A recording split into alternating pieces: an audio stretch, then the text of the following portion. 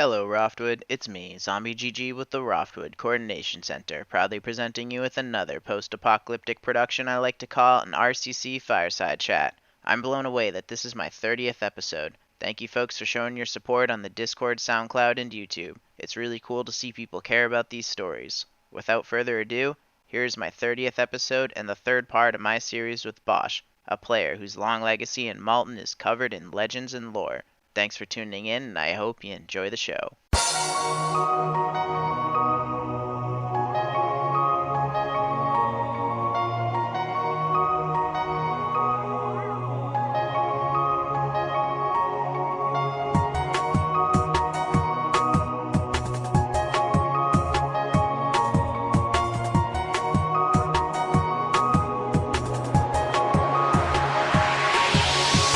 Hey, so I lost you for a second. You said, don't be so paranoid about combat revives. Because if a zombie who's a zombie stands up and shoots me, then what? If a zombie that isn't actually a zombie at the time stands up as a breather and shoots you, one, it's one less zombie blocking the barricades, like through zombie interference. Two, they're wasting their AP for the day, which could be used breaking down barricades and getting back in on shooting someone who's then just going to stand straight back up and get revived for 10 AP, much less than it's cost the combat revived zombie to kill them. That's exactly what Frank Byrne from the Soldiers of Crosswind was telling me in our series. He subscribes to the same philosophy, and the Soldiers of Crosswind do as well. They just do not waste a single action point doing anything about a PKer. Just always focus on the pro survivor cause with the buildings and the barricades and killing the zombies. Like, it's incredibly hard to hold buildings for long periods of time. The only building you can really do it in is an NT, because in an NT building, as long as you've got fuel and a generator, you can combat revive even, brain rot zombies.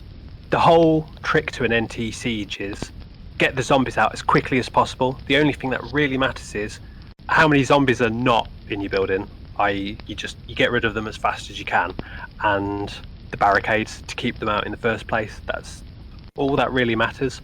But to do that, you have to basically play 24/7.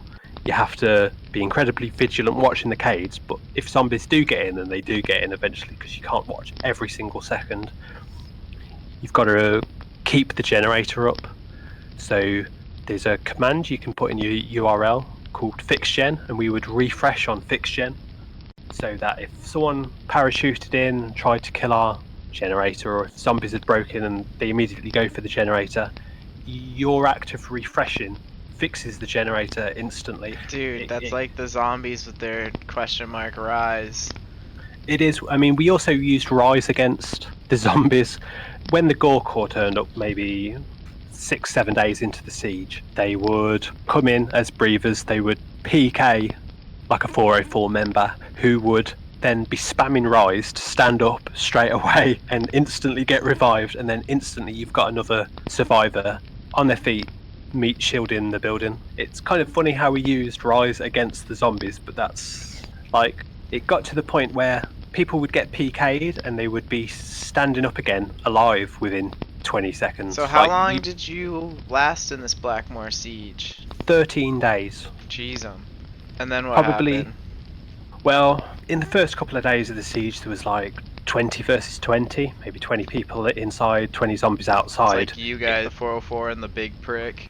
404 and the Big Prick. We then invited MCM, Malton College of Medicine, and Soldiers of Crossman, SOC, to come and coordinate with us. Word spread, more survivors, just like individual survivors turned up. I think the Fortress turned up at one point, and the numbers on the other side of the barricades also grew. More and more ferals came in. This is when Bellow had just been introduced to the game, so there was lots of bellows going off, lots of zombies coming in. It just rose, so the numbers were fairly even on both sides. Maybe 10 days in, there was a huge break in. There was like the zombie strike teams, the RRF had started switching up the times that they struck. They started striking before the IP reset at midnight GMT, because they knew that a lot of us would be refreshing so hardcore all day that we would run out. Even with donated characters, we would run out of character hits. So they started striking before the IP reset, doing sneaky tactics like that. At one point there was a break-in, maybe 9 or 10 days in, where I think like 16 or 18 zombies broke in within a space of a couple of minutes, and it was incredible.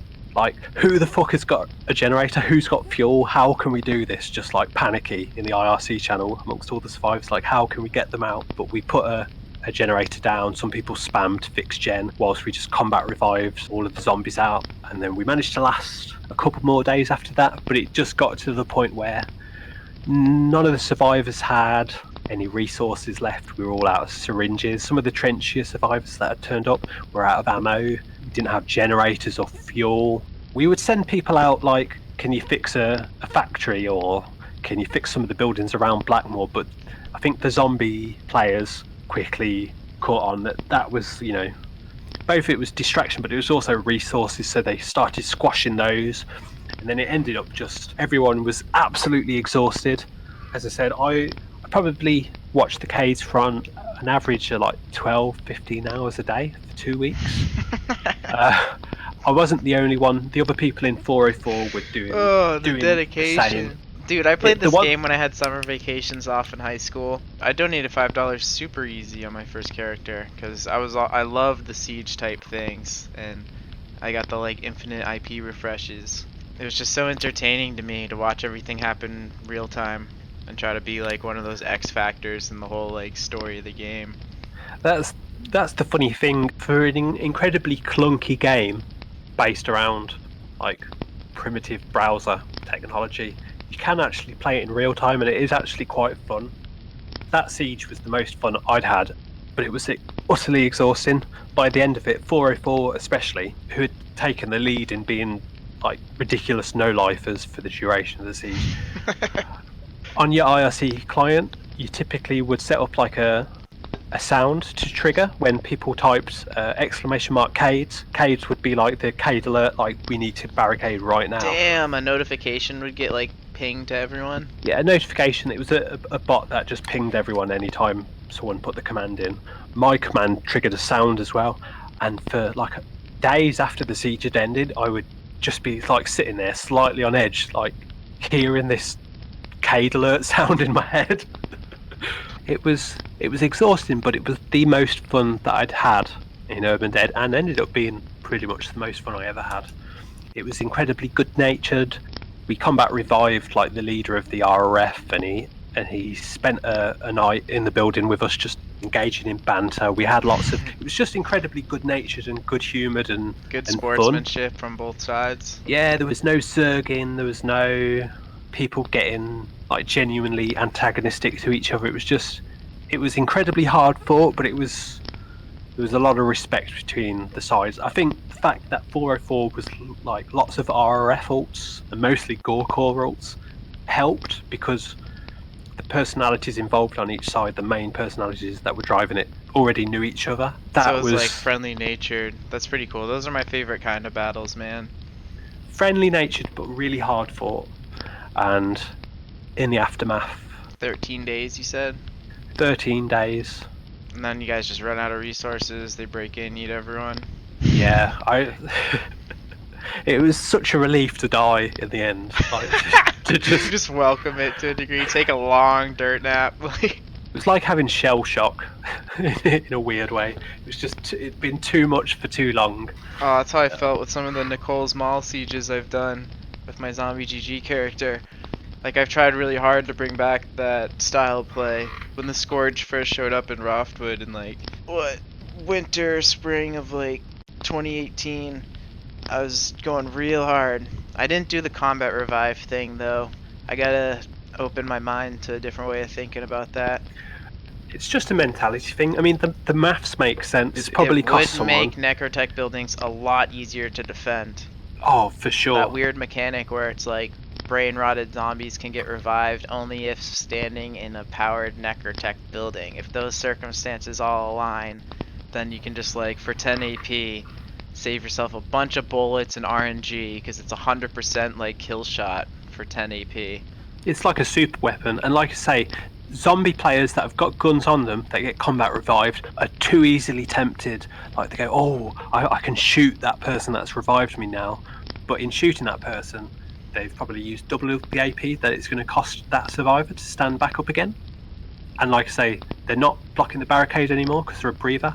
They can window dive and become a zombie really easily because it's an NT building. But by the time they've stood up, shot you, window dived, the barricades are probably back up.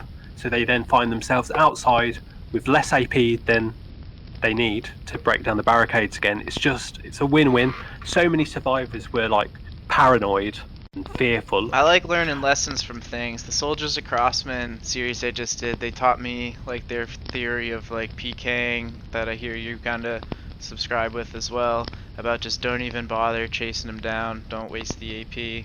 And then the other thing I think is really cool is like combat reviving. Don't be shy to do it. It's like tactically a smarter decision, just letting fear hold you back. I wouldn't be surprised if some of Soldiers of Crossman's attitudes come from being involved in sieges like the Blackmore siege that summer. One of their old leaders, or one of the people that was helping them lead, Hon. You pronounce it Icon, but we'll call him Hon. He was involved in that siege. He's an incredibly smart player who would rather look at the maths than the feelings of it, if you know what I mean. Like, a lot of trenchy survivor groups aren't going to combat revive because their emotion over it takes precedent over the actual reality of it. Well worded. It's true. You let the fear, that's like a powerful emotion, let the fear take over what the consequences will be if we like revive these guys. They're afraid of getting shot or being killed, but getting shot or being killed, regardless on either which side you're on, is one of the best things that can happen to you, especially as a zombie.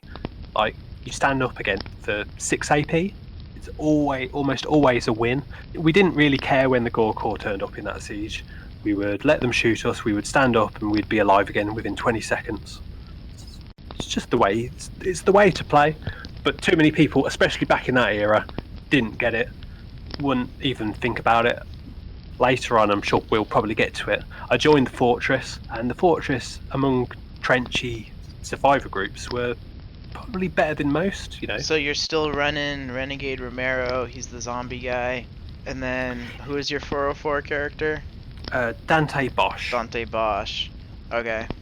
And I also had Two-Headed Sex Beast, who was my Arthur, and a player killer who I'm not going to name, but who... Ooh, the mask is on. People that know me will probably know which character it was, but... Anywho, so which one, is it Bosch that is now in the Fortress? After the 404? No, after that siege, 404... It took us a couple of weeks to kind of get our heads back together, but we just carried on doing our thing. 404's big thing was fixing up ruined suburbs. Like, we could siege as good as anyone other than maybe them, the group them, who also did the whole combat revive 24/7 siege kind of style play. The main thing that 404 did day to day was repairing ruins. So we went and just like zipped around the map and did that. I eventually became one of the co-leaders of 404 a couple of months later. I joined Fortress on a different character maybe a year later.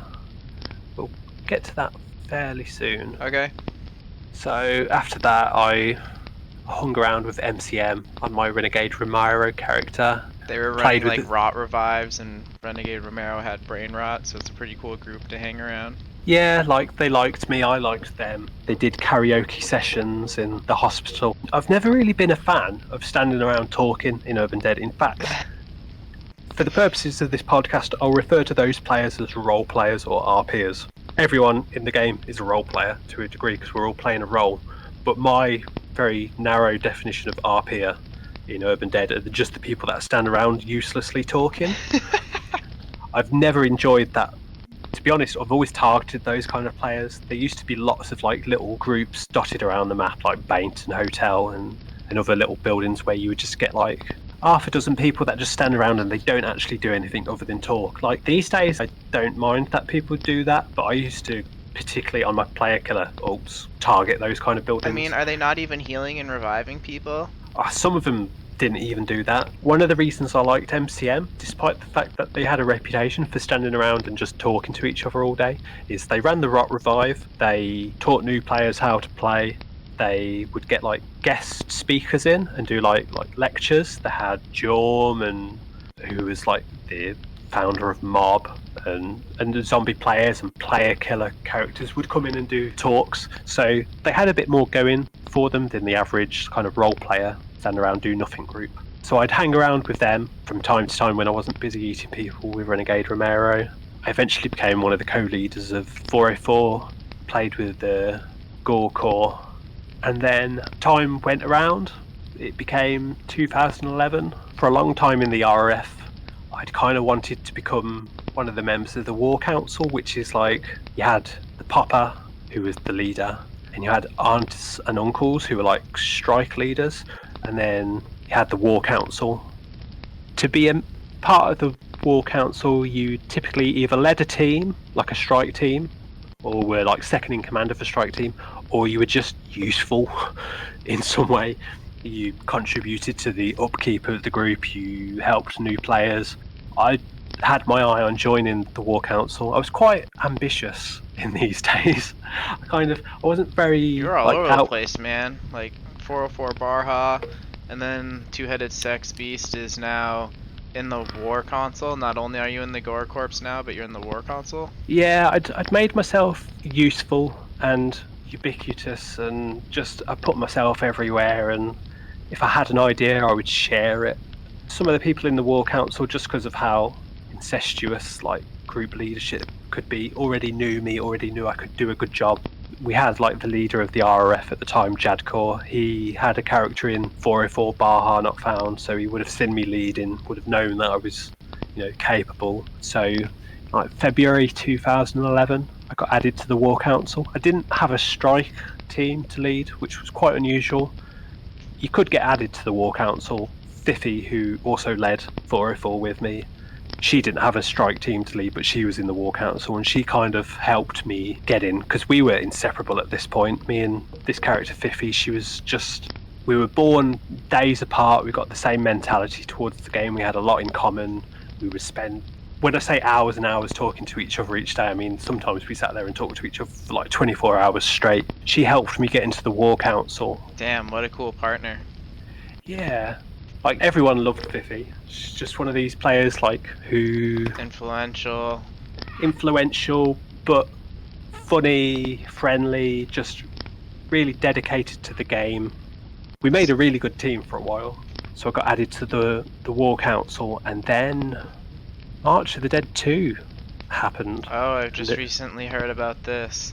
The soldiers of Crossman, like, invaded Dunnell Hills. Well, them and a few other teams. And they poked the bear, which is this zombie group called the Dead, and then they just went on a super rampage across the whole city. So what's your experience with this March of the Dead 2.0 thing? So the Dead came from a forum called the Something Awful Forum. A lot of their players had been playing since the early days of the game, since 2005. They'd staged an invasion, like a big mass invasion of the game in 2008, but that was like a year before I'd started playing, so I'd missed that. But I'd heard lots of stories about them, usually about how they were cheating.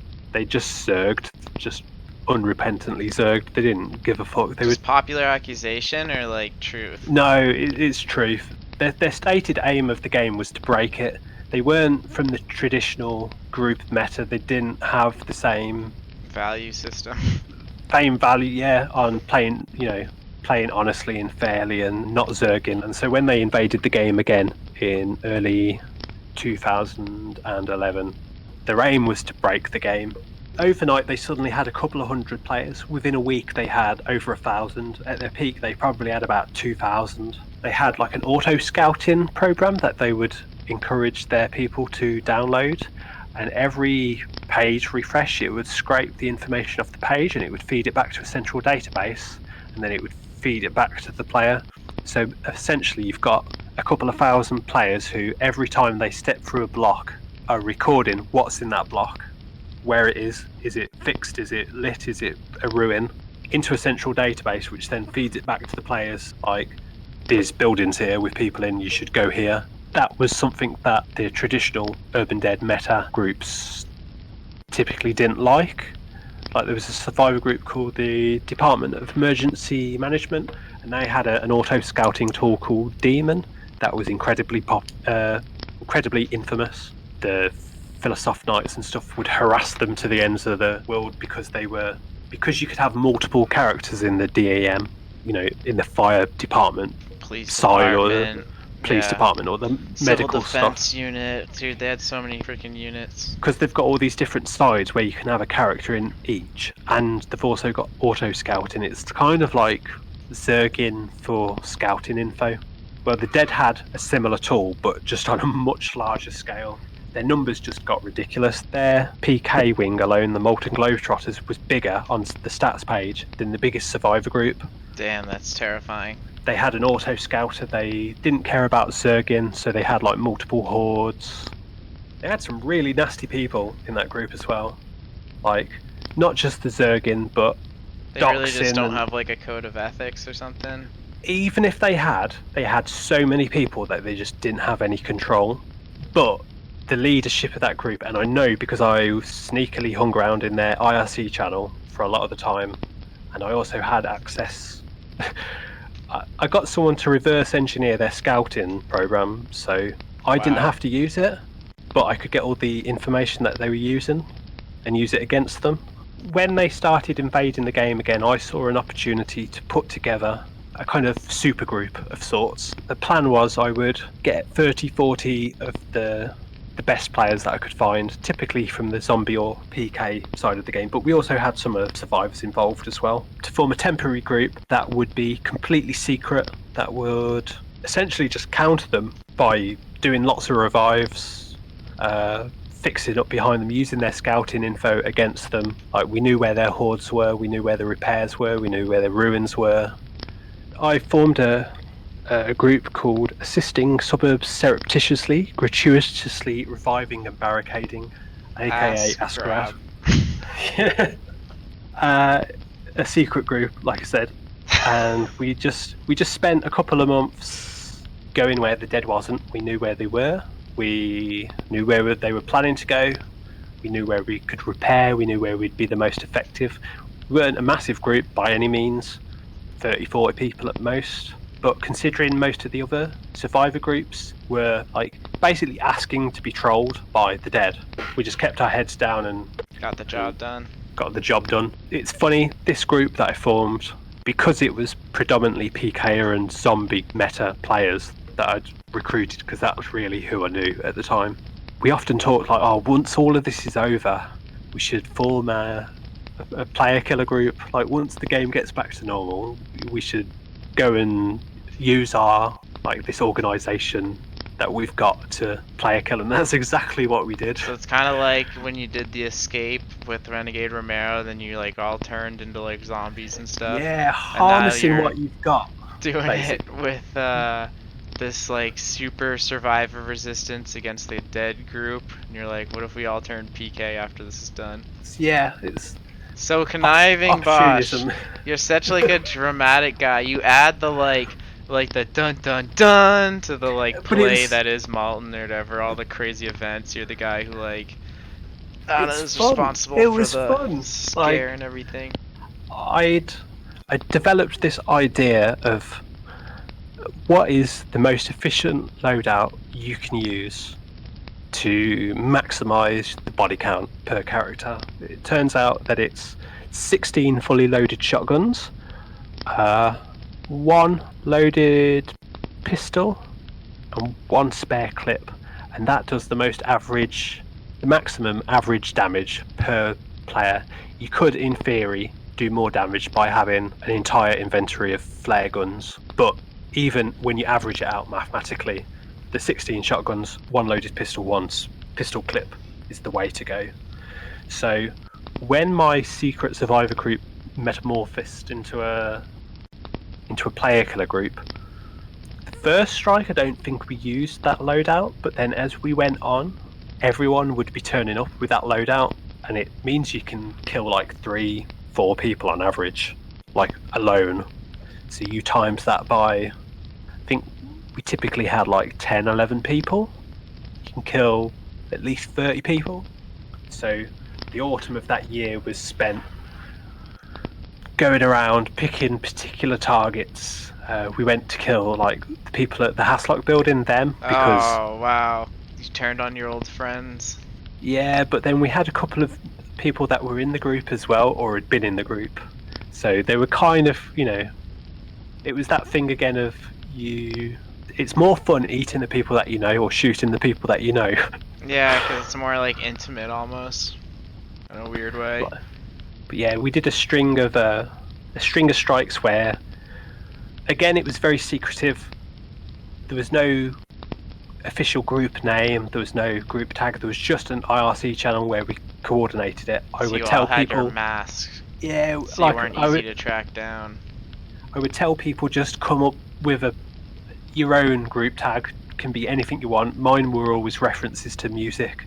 Nice. People just came up with whatever they wanted. The key thing was that everyone had a separate one, and we would go to buildings. We went to I don't know how you pronounce this, Tiresias What General suburb? Hospital. Okay. So just a Lowell general Heights. It hospital. was the home of Squadron 111111111, who were this fucking awful survivor group that I hated. But they would often have sieges, and I remember one of the best strikes that we ever did. We went there, we helped them barricade for like 3, 4, 5 days, as if we were just normal survivors. But in reality, Camouflaged as normal survivors for a few days. we were barricading because we were protecting our investment, as it were. Oh my gosh. We wanted to kill them all in people. one go, so we can't let the zombies get in and kill them all before we do it. We'd spent 2 weeks setting up for this bloody strike, so we barricaded and made ourselves look useful, and then 24 hours before we struck, we then sat on our AP and went quiet, and then all of a sudden one night, within 10 minutes, killed 30 people. Jeez, with bro. It's nowhere near the biggest player killer strikes that I've seen, but it was probably the most people you could kill with the least amount of people. So we did that, and then once that was over, because that took a lot of organisation. Yeah, sounds like it. It was pretty much me leading it by myself. If anyone's ever played with me, they know that my attention to detail is ridiculous. I write up like the exact plan of how we're going to do this. When it comes to strike time, everyone's prescribed a target. It's meant to be done as fast and as efficiently and as effectively as we can. It took its toll in the end, but once the player killer side of that was done, we realised, fuck, we might as well become a zombie group for a month. Wow, dude. Welcome back, Roftwood. This concludes part 3 of my discussion with Bosch, a player whose long legacy in Malton is covered in legends and lore. Be sure to stay tuned for part 4 coming soon. This RCC Fireside Chat is a post-apocalyptic production proudly presented to you by the Roftwood Coordination Center. I'm Zombie GG, wishing you all a happy new year, and Roftwood, as always, the pleasure's been mine.